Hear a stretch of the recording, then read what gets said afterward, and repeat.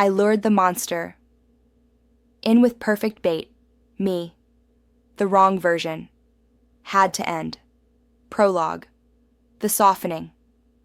No one tells you when it happens. There isn't a moment. There isn't a warning. There isn't a line you cross and suddenly realize you're no longer yourself. It happens quietly.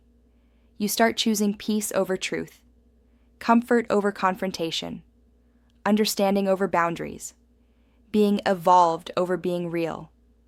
You call it growth, but what you're really doing is sanding yourself down. You learn to speak slower. You learn to swallow reactions. You learn to explain away instincts that used to protect you. You learn to tolerate things that once would have triggered an immediate response. Not because you're weak, because you're trying to be good. And slowly, the sharp edges disappear. The intensity that once drove you gets labeled a problem. The anger that once defended you gets reframed as immaturity. The instinct that once warned you gets overridden by logic, empathy, patience. You don't lose yourself all at once. You trade yourself away in pieces, until one day you wake up and feel something is off. You're functioning, you're surviving, you're handling it, but you're not you. There's a version of you that used to exist, the one who didn't hesitate, didn't explain, didn't negotiate with disrespect, and you can't find him anymore. You don't know how to get him back. And here's the part nobody admits.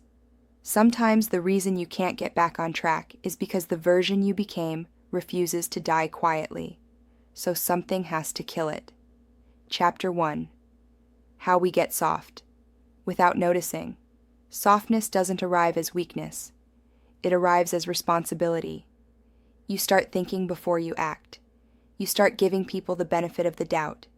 You start managing reactions instead of trusting instincts. You tell yourself you're being mature.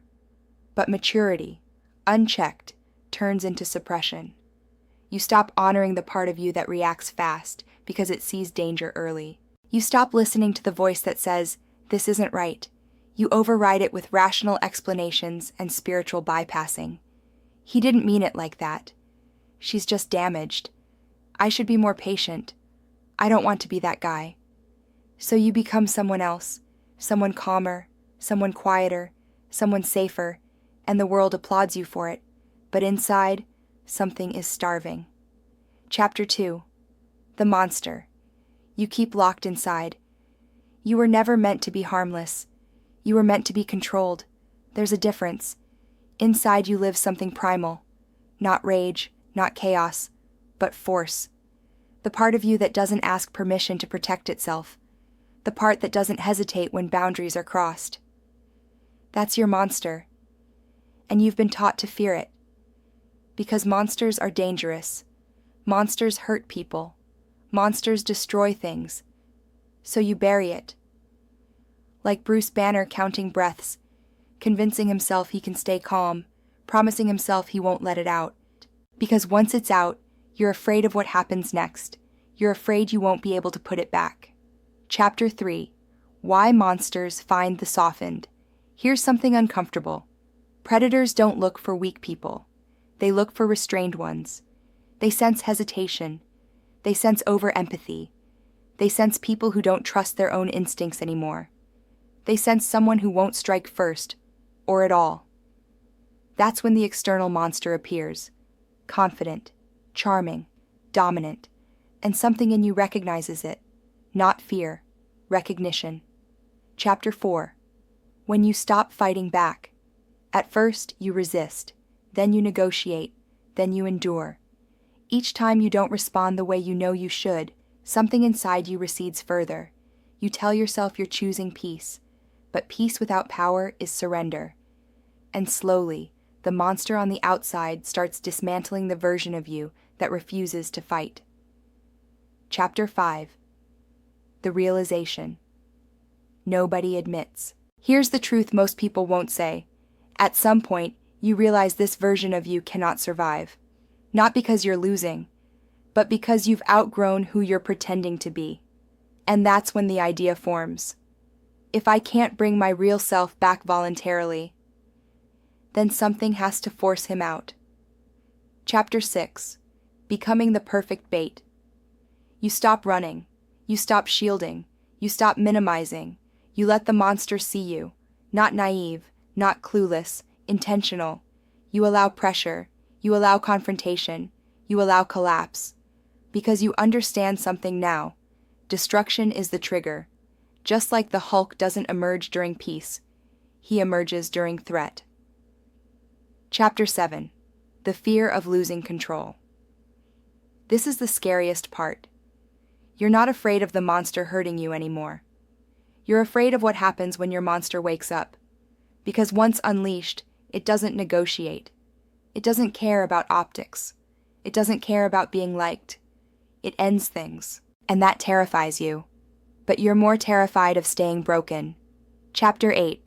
The moment it breaks you. Eventually, the pressure peaks. The betrayal lands. The line is crossed. The damage is undeniable. And something snaps. Not emotionally, not explosively, internally. The restraint shatters, and the monster you buried steps forward. Chapter 9. When your monster feeds. This is not chaos. This is clarity. Boundaries become absolute. Tolerance evaporates. Decisions become clean. Your monster doesn't scream. It doesn't rant. It acts, and it protects you the way you should have been protected all along. Chapter 10. Integrating the monster. The goal was never to live as the monster. The goal was to stop pretending you didn't have one. Now it's integrated, available, controlled, respected. You don't fear it anymore. You trust it.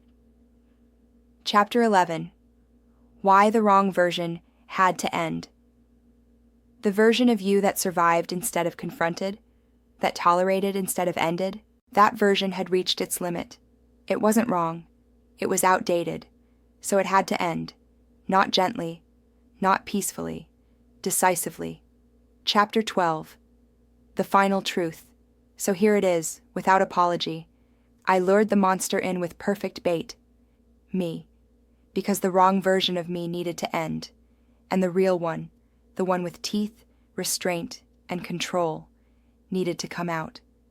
Not to destroy the world, but to make sure the world never destroys me again.